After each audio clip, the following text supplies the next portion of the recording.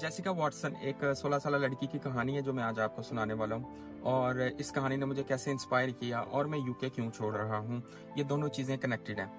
तो ये वीडियो बहुत ज़्यादा इंपॉर्टेंट है। अगर आप कोई स्टूडेंट हैं या आप यंग हैं, नौजवान हैं, अपना करियर बनाने वाले हैं, या आप कहीं जाने का सोच रहे हैं, अपनी कंट्री को छोड़ने का सोच रहे हैं, तो ये कहानी आपके लिए है।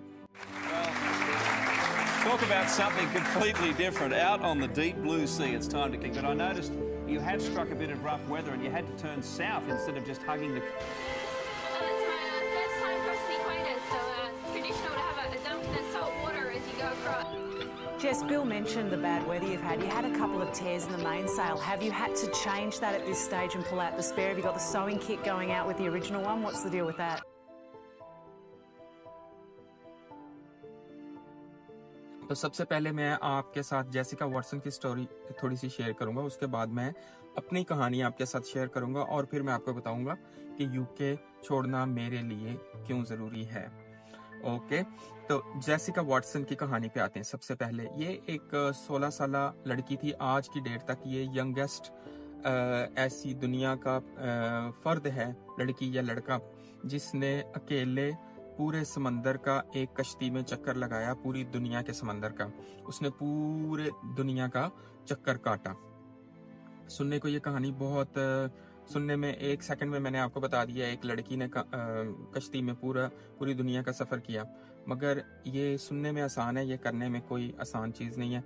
दुनिया में जितने भी सफ़र हैं, अगर वो हवाई सफ़र है या वो ट्रेन का सफ़र है या वो कार का सफ़र है या जंगलों का सफ़र है, उनमें सबसे ज़्यादा डेंजरस, मुश्किल और जानलेवा जो सफ़र है वो समंदर का सफ़र होता है। इसका मुझे थोड़ा सा एक्सपीरियंस भी है। तो एक पॉइंट पे आप अगर जाके उसको गूगल करें, इसकी कहानी भी है नेटफ्लिक्स के ऊपर, ट्रू स्पिरिट के नाम से इसकी फिल्म भी है। उसको मैं आपको रेकमेंड करूंगा, आप उसको ज़रूर देखें। एक पॉइंट के ऊपर इतनी लंबी लहरें ऊपर को जा रही थी कि 70 फुट तक ऊपर उसकी कश्ती ऊपर से लहर के ऊपर जाके नीचे गिर रही थी। और उसमें कई बार ऐसे मौके आए कि उसने अपनी ज़िंदगी और मौत की कश्मकश में उसने ज़िंदगी और मौत की जंग लड़ी उस सफ़र के दौरान, और पूरा पैसिफिक और अटलांटिक ओशन के दरमियान से गुजर के गई। ये सुनने में आसान है, ये करने में बहुत ज़्यादा आसान नहीं है। आई एम सॉरी, मैं गाड़ी में बैठा हूँ, ये बात मुझे थोड़े स्टूडियो में बैठ के करनी चाहिए थी, मगर शाम होते होते शायद मैं एग्जॉस्ट हो जाता हूँ। तो आज मेरा बर्थडे भी है, तो मैंने सोचा क्यों ना सुबह सुबह आपसे मैं अपने दिल की बातें आज करूँ। तो इस कहानी ने मुझे इंस्पायर कैसे किया? इंस्पायर ऐसे किया कि जब ये लड़की निकल रही थी सफ़र के लिए, पूरा मीडिया, पूरी दुनिया की नज़रें उसके ऊपर थीं। उसके पेरेंट्स, उसका ऑस्ट्रेलिया का media, all around the globe, हर कोई इस चीज़ के अगेंस्ट था, क्योंकि सफ़र से निकलने से थोड़े दिन पहले उसकी कश्ती की टक्कर हो गई थी एक कार्गो शिप के साथ। तो सब लोग ये कह रहे थे कि वो भूल गई थी, अपना सेफ्टी अलार्म ऑन करना भूल गई थी। तो ये एक बच्ची है, 16 साल की है, जिसको ये याद नहीं रहता कि वो अपना अलार्म ऑन कर ले, वो पूरे दुनिया का चक्कर कैसे काटेगी। तो ये उसकी ज़िंदगी के लिए डेंजरस है। लोगों ने उसको बहुत बैकलैश दिया, मीडिया ने बड़ा शोर मचाया कि उसकी सेफ्टी इंपॉर्टेंट है, उसका जाना इंपॉर्टेंट नहीं है। मगर मैं आपको एक बात बताता हूँ, उसके लिए जाना, दुनिया का चक्कर काटना क्यों इंपॉर्टेंट था? आप ये सोच रहे होंगे कि ये बेवकूफ़ी है, ये गोरों के चौंचले हैं, ये चीज़ें हैं, वो चीज़ें हैं। मैं इस चीज़ को समझता हूँ, आप यही सोच रहे होंगे, लेकिन रियलिटी को आप समझें। उसके लिए ज़िंदगी का मकसद ही यही था। उसने जब आंख खोली, उसके माँ बाप समंदर में कश्तियों में रहते थे, उसने उस ऐसे माहौल में आंख खोली, उसने समंदर को देखा, हर रोज़ सुबह उठ के देखा लहरों को, उसको समंदर से इश्क हो गया। उसने इसके ऊपर रिसर्च करना शुरू की। उसने देखा एक लड़का है जो 17 साल का था, उसने 17 साल की उम्र में पूरी दुनिया का अकेले चक्कर काटा था। तो मैं 16 साल की उम्र में उसका रिकॉर्ड तोड़ के ये काम करूंगी। When I turn 16 I will do it.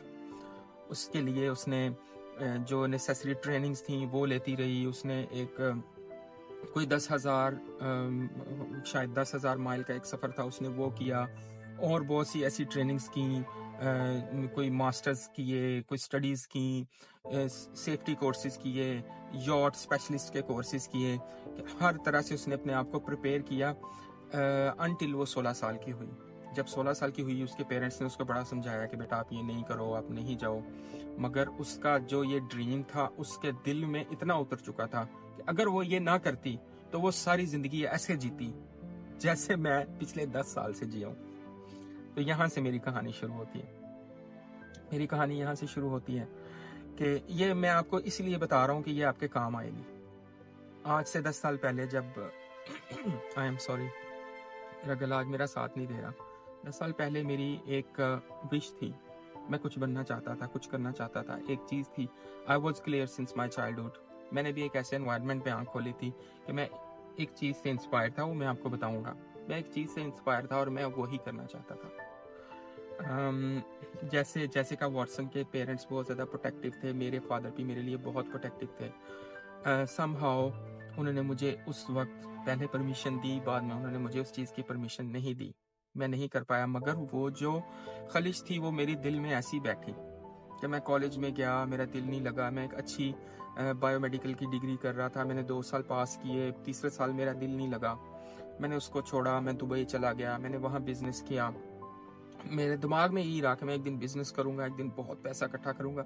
पता है उस टाइम पे हमें ऐसा लग रहा होता है कि हमारे पेरेंट्स ने बड़ा बुरा किया, मेरा बाप बहुत बुरा है, मेरी माँ बहुत बुरी है, मेरा भाई बहुत बुरा है, हमें ऐसा लग रहा होता है। मगर हम उनके शूज में अपने पैर डाल के देखते नहीं है, हम उनको नहीं समझते, हम उनकी जगह में बैठ के नहीं सोच रहे होते कि उनके दिल में क्या खदशात हैं या उनके दिल में आपके लिए क्या डर है। तो शायद मेरे जहन में भी ऐसी कुछ बातें चल रही थी। मैंने सोचा मैं बहुत मेहनत करूंगा, एक दिन बहुत पैसा इकट्ठा करूंगा, तो जो मैं बनना चाहता हूँ मैं एक दिन बन जाऊंगा, मैं बन के दिखाऊंगा, मैं ये कर दूंगा। मेरा वहाँ सफ़र जो था वो उतार चढ़ाव का शिकार रहा, बहुत पैसे भी कमाए, बहुत नुकसान भी किए। At the end of the day I had to leave Dubai. मैंने दुबई छोड़ा। आई ट्रैवल्ड अ लॉट, मैंने तकरीबन आधी दुनिया का सफ़र किया। मैं यूरोप भी गया, अमेरिका भी गया, मिडिल ईस्ट भी गया, जहाँ जहाँ मैं, वो अभी जारी है। मुझे दुनिया घूमने का शौक था, वो मैंने घूमी और मैं यूके आया। अब मैं यूके में हूँ, 2 साल में मुझे यूके की ब्रिटिश नेशनैलिटी मिलने वाली है और मैं यूके छोड़ने की कोशिश कर रहा हूँ just to fulfil my dream. जो मेरा ड्रीम था उसके लिए ऐसे सर्कमस्टांसेस है कि मुझे यूके छोड़ना है। फॉर द टाइम बीइंग मुझे यूके छोड़ना है। आई डोंट नो अगर मैं ये कर पाऊंगा कि इन द मीन वाइल मैं आता रहूँ, मेरा वो जो पीरियड है, टाइम पीरियड, वो इसमें काउंट होता रहे, कानूनी जो चीज़ें हैं वो पूरी होती रहें कि मेरी नेशनैलिटी सफ़र ना हो। और अगर होती भी है तो I am prepared for this. I don't care अगर मेरी नेशनैलिटी चली जाती है, मुझे नहीं मिलती, आई डोंट केयर। तो ये चीज़ें मैं आपको आई एम सॉरी, मुझे माफ़ कर दें, मेरा गला ठीक नहीं है। ये चीज़ें मैं आपके साथ शेयर क्यों कर रहा हूँ? मैं आपके साथ ये चीज़ें इसलिए शेयर कर रहा हूँ कि मैं जानता हूँ जब बच्चे आप छोटे होते हैं, आप एफएससी कर लेते हैं या आप कोई डिप्लोमा कर लेते हैं, आप चाहते हैं कि मैं यूके चला जाऊँ, मैं अमेरिका चला जाऊँ, मैं इटली चला जाऊँ। आप में से 99% लोग वो हैं जिनका कोई कज़न इटली में है और वो इस वजह से इटली जाना चाहता है। किसी का चाचू का बेटा यूके में है या बेटी यूके में है तो वो चाहता है कि मैं भी यूके में जाऊं। उसको ये नहीं पता कि वो यूके जाके क्या करेगा। उसके दिल में कोई कैरियर नहीं है, उसके दिमाग में कि मैं ये करियर, मैं ये बनूंगा, मैं ये पढ़ना चाहता हूँ, मैं इंजीनियर, अच्छा इंजीनियर बनना चाहता हूँ, या मैं अच्छा डॉक्टर बनना चाहता हूँ, या मैं अच्छा एरोस्पेस इंजीनियर बनना चाहता हूँ, मैं इसलिए यूके जा रहा हूँ। नहीं, वो ये चाहता है कि मुझे दुनिया की घटिया से घटिया डिग्री मिले, एडमिशन मिले, क्योंकि एजेंट उसको बोलता है कि आपके पास एक ही ऑप्शन है कि आप स्टूडेंट वीजा में जा सकते हैं। वो चाहता है कि मुझे बुरी से बुरी डिग्री और यूके का घटिया से घटिया एरिया मिल जाए, मुझे समंदर के किनारे कहीं लंदन से 700 मील दूर कहीं आखिरी किनारे में एडमिशन मिल जाए, बस मुझे यूके में एंटर होना है। मुझे अपनी फूफो को बताना है कि मैं यूके में चला गया हूँ। मैं आपसे ये कहूँगा, आस्क योरसेल्फ, आप अपने चचा के बेटे, अपनी फूफो के बेटे को भूल जाएं। कोई कहाँ पर है आप उसको भूल जाएं, कोई दुबई में है, कोई कहाँ है उसको भूल जाएं। आप ये सोचें कि आपको क्या करना है। Do you want to be a doctor? Do you want to be an engineer? What do you want to be?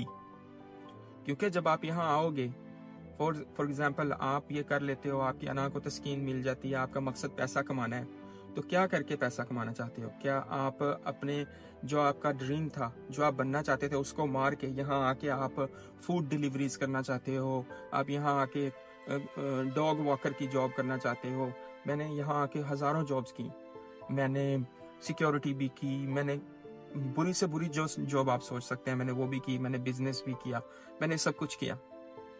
मगर वो एक ड्रीम, पहले मैंने ये सोचा था कि मैं नहीं कर पाया, मेरे बच्चे करेंगे। तो फिर मैंने ये सोचा कि जब मेरे बच्चे आएंगे तो मैं होता कौन हूँ अपना नाकामियों को उनके ऊपर थोपने वाला, और मैं उनसे बोलूँ कि ये ट्रॉली अब तुम धकेलो, क्योंकि ये मेरे से नहीं हो पाया। तो इससे ज्यादा नाकामी और बुरी चीज और क्या हो सकती है कि मैं अपने आने वाले नस्लों के ऊपर अपनी नाकामियों को डाल दूं।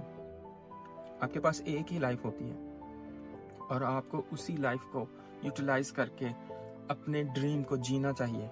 जो आप करना चाहते हैं उसको करना चाहिए। जब आप वो कर लोगे, आप चाहे कुछ भी, आप एक उर्दू या हिंदी के टीचर भी बनना चाहते हो ना, जब आप एक अच्छे टीचर बन जाओगे ना, तो आपको दुनिया उसकी वजह से भी जानेगी, आप उसमें से भी पैसे कमाएंगे, आप उसमें से भी इतने ऊपर चले जाएंगे कि दुनिया चल के आपके पास आएगी। ऐसा नहीं है कि जो चीज आप हो, जो टैलेंट कुदरत ने आपको दिया होगा, अगर आप उसको यूज नहीं करते, आप उसको यूज करते हो तो आप कुछ बन नहीं सकते। आप एक म्यूजिशियन बनना चाहते हो, आप एक गिटारिस्ट बनना चाहते हो, आप एक टैटूइस्ट बनना चाहते हो, आप कुछ भी बनना चाहते हो। सुनने में अगर आपकी सोसाइटी में वो चीज ऑकवर्ड भी है, सही है ना, हमारी सोसाइटी में अगर कोई गिटार बजाना चाहता होगा तो हो सकता है उसे सॉरी टू से उसको कंजर या ऐसे अल्फाज के साथ बोला जाता है। आई नो बहुत सारी चीजें बोली जाती है, मगर अगर आप वायलिन बजाना चाहते हैं या कुछ भी, एनीथिंग, आप सिंगर बनना चाहते हैं, आप एक्टर बनना चाहते हैं, तो आप अपने ड्रीम्स को एक वीजा के लिए मत छोड़ें। आपको बहुत सारे लोग भाषण देंगे, जिंदा भाग जाओ, ये कर लो, वो बातें उनकी अपनी जगह पे ठीक होंगी। मैं ये नहीं कहता कि वो दानिस्ता आपको बुरा मशवरा देते हैं, वो अच्छा मशवरा ही देते होंगे, मगर जो आप करना चाहते हैं उसको करें। आज मेरा बर्थडे है और मैं जब ये फैसला कर रहा था तो मैं डावाडोल था कि क्या मुझे यूके छोड़ना चाहिए या मुझे यूके नहीं छोड़ना चाहिए।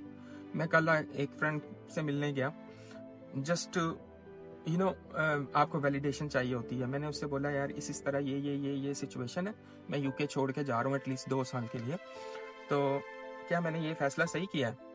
उसने मुझे कहा जहाँ से मैं देख रहा हूँ तुम ये फैसला सही नहीं कर रहे।